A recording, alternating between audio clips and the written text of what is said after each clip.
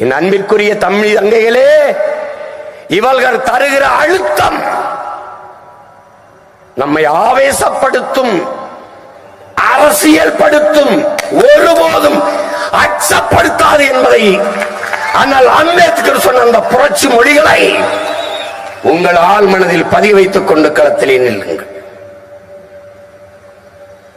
நம்முடைய தாத்தா தெய்வ திருமகன் பசும்பொன் முத்துராமலிங்க தேவர் அவர்கள், நீ ஊமையாக இருக்கிறவரை உன்னை தேசியவாதி என்பார்கள், உரிமை என்று பேசிவிட்டால் தேச துரோகி என்பார்கள். நாம் உரிமை என்று பேசுவதாலே தேச துரோகி என்கிறார்கள். இருக்கட்டும், அந்த பட்டம் எவ்வளவு பெருமைக்குரியது என்பதை என்னிலும் இளைய என் தம்பிதங்கள் உணர்ந்து கொண்டு களத்திலே நில்லுங்கள்.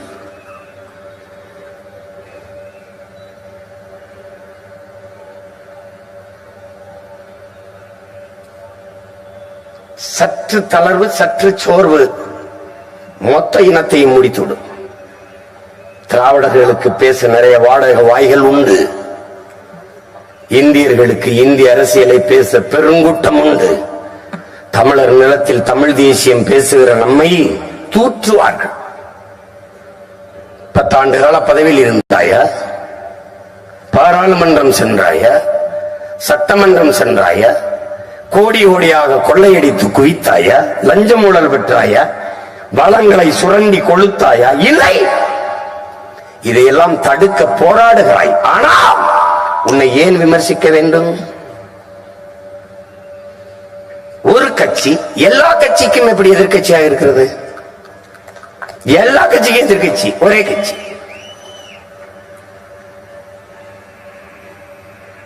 அப்படின்னா அதல்ல, கூட்டத்தில் ஒருவன் உன்னை எதிர்த்தால் நீ வளர்கிறாய் என்று பொருள். கூட்டமே உன்னை எதிர்த்தால் நீ வளர்ந்து விட்டாய் என்று பொருள்.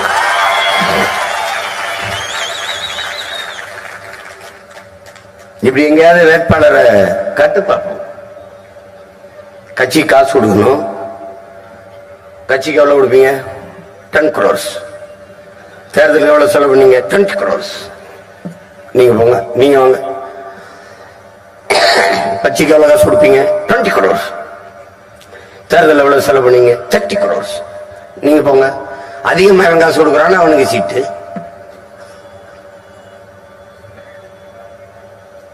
டாக்டருக்கு படிக்கிறதான் படிப்பா என்று கேட்டு விட்டீங்க. எல்லோரையும் மருத்துவராகவே நிறுத்தியிருக்கிறோம். நிறுத்திருக்கேன். ஏன் நிறுத்திருக்கேன்னு நினைக்கிறேன்? ஏன் நிறுத்திருக்கேன்னு நினைக்கிறேன்? எங்கால் காவல் படை, எல்லா படையும் நிறுவனர், கரும்புலி படை, வான்படை, கடற்படை, உளவுப்படை, எல்லா படையும் நிறுவிட்டு காவல் படையும் நிறுவுதல். காவல் படை நிறுவிட்டு எங்கால் பேசுனது என்ன தெரியுமா? நிறைய தடவை சொல்லியிருக்கேன், இருந்தாலும் இன்னொரு தடவை கேட்டுக்க. குற்றவாளிகளை பிடித்து கூண்டில் நிறுத்துவதல்ல காவல்துறையின் வேலை. குற்றவாளிகளே உருவாகாத ஒரு சமூகத்தை உருவாக்குவதுதான் காவல்துறையின் வேலை. ஏன்டா டாக்டர் படிப்புக்கு மதிப்பு அதிகமா இருக்கு? உன் நாட்டுல நோயாளி அதிகமா இருக்காண்டா. இப்ப எதுக்கு இவங்களுக்கு சீட்டு? நோயாளிகளே உருவாகாத ஒரு சமூகத்தை நீங்கள் உருவாக்குங்கள் என்பதற்காக. 100 பேர் மரண செய்தி, 90 பேர் புற்றுநோய் மரணம். பல்லீரு புற்று, காதுக்குள் புற்று, மார்பிலே புற்று, 3 வயது குழந்தைக்கு புற்று. குழந்தைக்கு ஏன் புற்று? தாய்ப்பாலை தவிர எது உன்னலையே? தாய்ப்பால் நஞ்சு. தாய்ப்பால் ஏன் நஞ்சு? தாய் உண்ட உணவு நஞ்சு. அங்கதான் என் அப்பா வருகிறான், நம்மாழ்வார். நஞ்செல்லா உணவு, அதுவே நம் கனவு. அதை நிறைவேற்றுறதுக்கு நீ காற்றை சுவாசிக்கிறாயா என் உடன் பிறந்தவனே? கந்தக தூசியை சுவாசிக்கிறாய் என் உடன் பிறந்தவனே? காற்றை சுவாசிக்கவில்லை, நுரையீரல் தொற்று, புற்று எல்லாம். மற்ற நோய்க்கெல்லாம் ஒரு வழி வரும். புற்றுநோயை முன்பே கண்டறிந்தால் தடுக்க முடியும் என்கிறார்கள். கண்டு எப்போது அறிவாய்?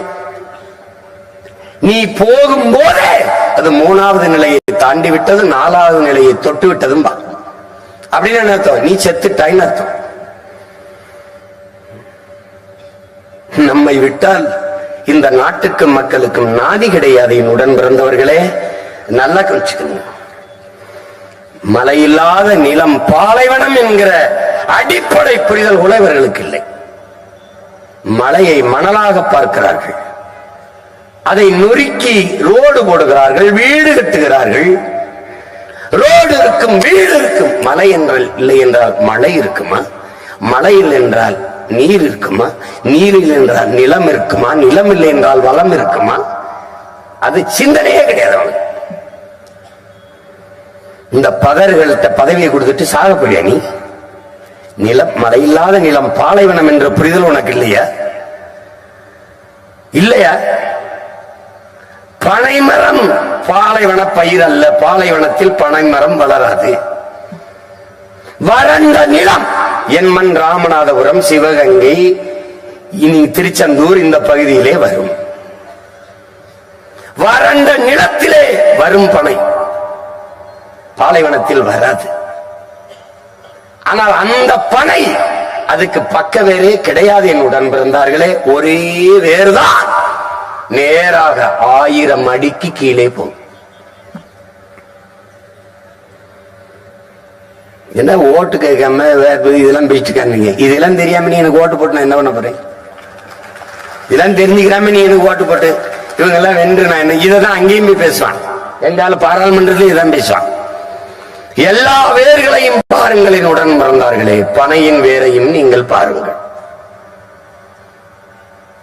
பட்டு போய் செத்து போன பனை மரத்தின் வேரை பாருங்கள். கருப்பாக ஒன்று இருக்கும், அதான் வேர். அதை எடுத்து உரித்து பாருங்கள், உள்ளே ஒரு பஞ்சு போல ஒன்று இருக்கும். பஞ்சு அது ரொம்ப அபூர்வமா இருக்கும். அதை நீங்க பார்த்திருக்க மாட்டீங்க. நீங்க ஒரு கருப்பா வருவதற்கும் உள்ள அப்படி பஞ்சு மாதிரி ஒன்று, அதான் வேறு. அது 1000 அடிக்கு கீழே போய் நீரை உறிஞ்சி அப்படி வச்சுக்கிறோம். பனைமரத்தை வாட விடாது. நீ பயணம் செய்து வாரினுடன் பிறந்தவனே, அந்த பனைமரம் கழுத்து சூம்பி குறுகி செத்து விடுகுதென்றால் 1000 அடிக்கு கீழேயும் தண்ணி இல்லை என்று பனை உனக்கு அறிவிக்குது. உன் பாட்டனார் முல்லையும் குறிஞ்சியும் முறைமையில் திரியும் நல் இயல்பு இழந்து நிலம் நடுக்குற்று பாலையினம் படிவம் கொள்ளும் என்று பல ஆயிரம் ஆண்டுகளுக்கு முன்பு சிலப்பதிகாரத்திலே இளங்கோவடிகள் என்கிற நம்ம பாட்டனார் பாடிட்டார். முல்லையும் குறிஞ்சியும், முல்லை எது? நிலம். குறிஞ்சி மலை. மலை என்ன ஆயிருது? முறைமையில் திரியுது. என்ன ஆகுது? என் சாண்ட் ஆகிட்டு இருக்கு.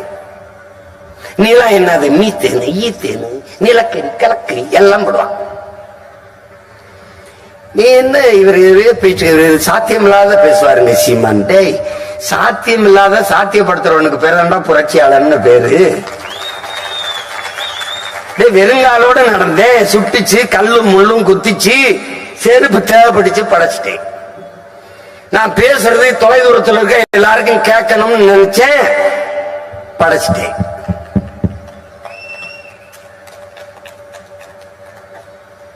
இவ்வளவுதான். தேவையே கண்டுபிடிப்பின் தாய். Demand is the mother of invention. எனக்கு கற்பிக்குது. இது தேவையா இல்லையான்னு மட்டும் பாரு. இந்த அரசியல் தேவையா இல்லையா உனக்கு, அதை மட்டும் பாரு.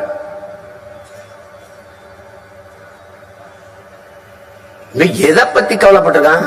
என்ன அவனுக்கு தெரியும்? நீ உணவு நஞ்சு இல்லாம இருக்குன்னு நீ சொல்ல முடியுமா? கீரை சாப்பிடுற எங்க விளையுது? காய்கறி பாரு. அப்பாவுடைய கண்வழி, நம்மால் கண்வழிய திராட்சையை சாப்பிட்டுருவாடா நீ? டோக்ரான் நோக்ரான் அப்படி இருந்தது. திராட்சையில பூச்சி மருந்து அடிச்சது இல்ல, இப்படி கொத்தா காய்ச்சதுல டப்பா பூரா மருந்து வச்சுட்டு அப்படி முக்கி முக்கி எடுக்கிறான். அதை நீ சாப்பிடுற, கொஞ்சம் கொஞ்சமா நஞ்சு போகுது. அணுவுல இல்லாம எப்படி சிமான் நீ மின்சாரத்தை இது? அணு உலை கண்டுபிடிக்கப்பட்டது மின் உற்பத்திக்காகவா? இது கேள்வி. இல்ல மின்சாரம் கண்டுபிடிக்கப்பட்டது அணு உலையாலையா? இது கேள்வி. பதில் இருக்கா? அணு உலை வெடிக்கணும்னு யார் சொன்னது உனக்கு? அணு உலையை குளிர வச்சுக் கொண்டே இருக்க வேண்டும். அந்த உலையின் மீது தண்ணீரை பீச்சு அடித்துக் கொண்டே இருக்க வேண்டும். அந்த தண்ணீர் எங்காவது ஓடி கலக்க வேண்டும். அதனாலேயே கடற்கரை ஓரத்தில் எதை வைப்பார்கள்? அது பீச்சு அடிக்கிற தண்ணி ஓடி கடல்ல கலக்குது இல்ல, அந்த கடல்ல இருக்கிற உயிரினங்கள் எல்லாம் விஷமாயிரும். குறிப்பா மீன். உலக மக்களினுடைய உணவு தேவையில் 33 விழுக்காடை நிறைவு செய்வது மீன்கள் தான், கடல் உணவு தான்.